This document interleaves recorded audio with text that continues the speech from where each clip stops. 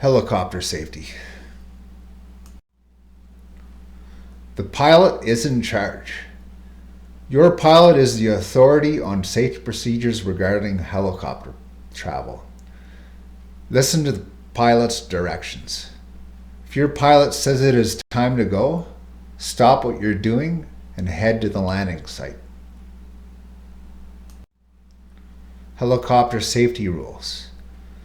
Never throw any object from the helicopter. Secure all baggage. No movement inside aircraft once seated. Leave doors closed. Wait for all clear before moving seatbelt and unloading. Rebuckle seatbelts and hang up headsets before departing helicopter. Never bring bear spray or aerosols into the cab of the helicopter. Secure and store in cargo hold. Passenger responsibilities. These guidelines must be followed anytime you're in a helicopter. Follow the pilot's instructions. Keep clear of flight controls, like knobs and handles. Secure any loose items. Don't set things on the floor of the helicopter unsecured.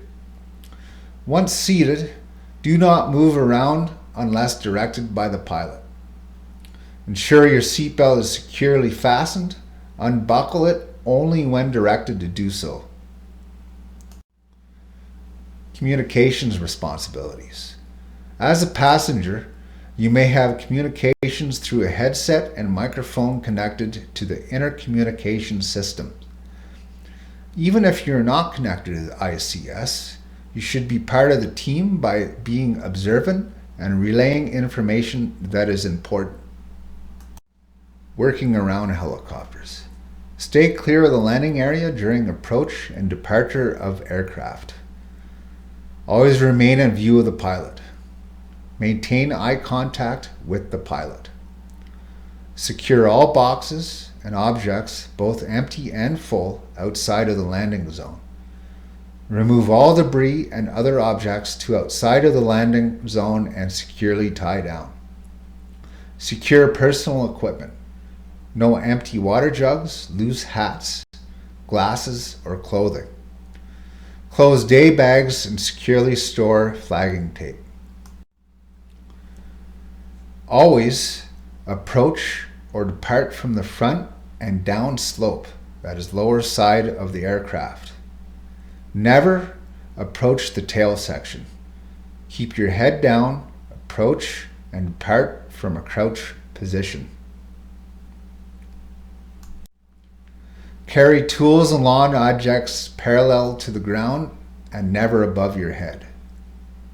Never run. Ensure your hat or helmet is secured to your body. Protect your eyes from rocks and debris that may fly towards you. Entry and exit. Prior to boarding or exiting, ensure you have the okay from the pilot. Always use controlled, deliberate movements near to and on helicopters. One person will open and hold the door so it doesn't fly open until all people are seated. This person will enter and firmly close and secure the door. Fasten your seatbelt and put on the headset. Double check that the door is closed properly and signal the pilot that you are ready. Exiting is the same, but in reverse. Make sure the seatbelts are done up, headsets are returned to their original position, the door is secured prior to letting the pilot know you are all clear.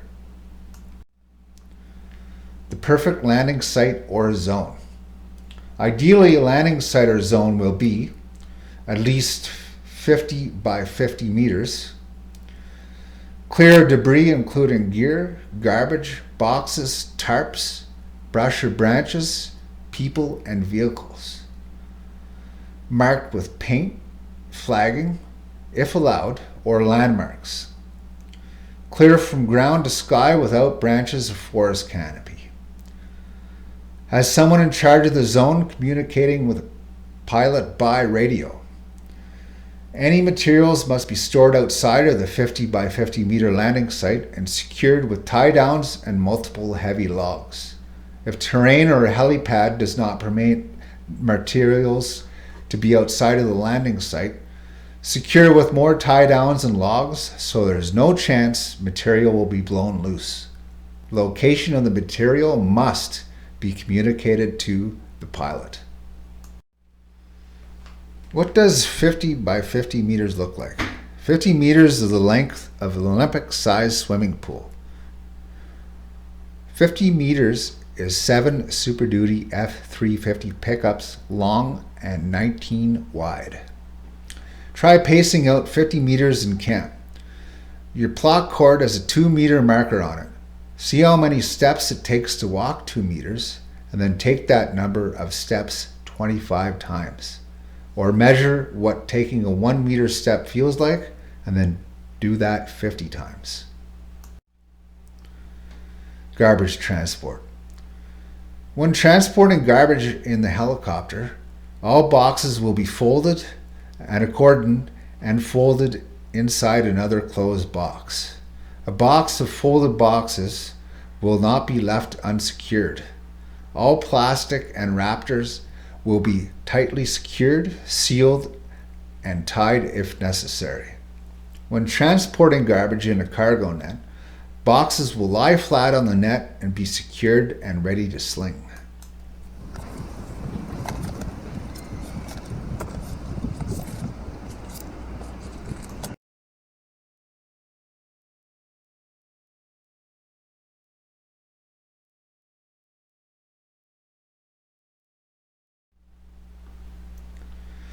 Garbage left at the block. Remember to weight down garbage that is being left on the block, so there is no chance of anything being blown away. Always use more than you think you need. Boxes will be stacked in a neat, flattened pile with sufficient number of logs or other heavy material extending to the edge, or preferably over the edge, to weigh it down. Tarps. Tarps can easily be swept up by the helicopter and need to be securely weighted down. Always add more weight than you think you need. The roll and rope technique is an excellent way to transport tarps when traveling by helicopter. Less surface area means less chance of being swept up. Transporting gear. It is important to transport gear in a way there is no chance of anything being blown away. This is a recommended example of how to achieve this. Each number it is accompanied by a diagram. Empty your bags. Remove loose flagging tapes, plastic wrappers, old gloves, etc. Pack outside compartments into the back bag compartment. Pack that along with the straps into the opposite outside compartment to form a ball. Wrap Silvacool bag around planting bag ball. Place shovel inside and pull drawstring to close. Wrap drawstring around shovel handle to secure if necessary. Closed day bag. Put away loose clothing, hats, coffee tumblers, water bottles, or glasses. Store all flagging tape securely. Make sure all your personal gear is heavily secured as the helicopter approaches. Loose objects can easily be swept up by the rotor wash and damage the helicopter. Rotor wash. Rotor wash can be extreme. Ensure the landing site is clear of debris or materials that are not weighed down. Safe operating practice is to securely store any materials outside the 50 by 50 meter landing site. Protect eyes from gravel, dirt, and debris. Rotor wash can even take your breath away. Pre-flight safety briefing. All passengers must be given a pre-flight safety briefing by the helicopter pilot the first day flying on each project. Make sure you understand, and if you don't know, ask. The briefing will include instructions relating to the pilot, the aircraft, the area of travel, effect of your movement on the aircraft, emergency procedures. Pre-trip planning. Weather. Plan for all types of it. Ensure you have appropriate clothing to stay dry and warm, and make sure you have a hat, sunblock, and enough food and water. Ask your supervisor what you will do in an emergency. Ask them about survival kits and who is responsible for bringing them along. Check in. Know the procedure. Who knows when you're coming back? Will they know what to do if you don't arrive on time? Know where you are going. What is your destination? Where did you start? Write down the coordinates. Know on which frequency the pilot will be communicating. Test it before you take off. Know what the emergency response procedures and plans are. Ensure they are specific to the trip. Where is the first aid equipment? Who has the survival kit? Discuss with your supervisor what the plan is, where it is written down, what gear you will need, how much it can weigh, how long you will be gone for, and what you should generally expect. The information should be covered by your crew boss during the morning tailgate meeting. Survival kit contacts include a tarp, rope, survival blanket, a foldable saw, flashlight, matches and a fire starter, survival candles, water purification tablets, food, which is meal replacement bars, chalk bars, and candy, playing cards. The survival kit, crew boss, essentials kit, and radio should always be left with the last group in case the pilot chooses not to fly another trip. Left on the site. If a helicopter cannot fly due to weather or equipment problems, the crew will need to walk out or spend the night. Refer to the emergency plan and follow it. Communicate with a radio. Spending the night.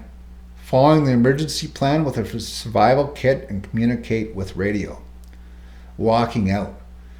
Follow the emergency plan with planned routes indicating departure time and expected arrival time. Cargo loading. Only trained and designated personnel will load cargo. This person will know the hand signals and be communicating with the pilot by radio. Slings will be picked up, dropped off outside the 50 by 50 meter landing zone. Helicopter incidents can be dangerous, costly, and may impact daily planning. To mitigate the occurrence of incidents, it is important to be prepared and knowledgeable of safe practices for working around helicopters. It is your role to ensure you are comfortable with the training you have received, to ask questions you are unsure, and to follow the safe operating procedures on a daily basis. This will help lead to a safe and incident-free season.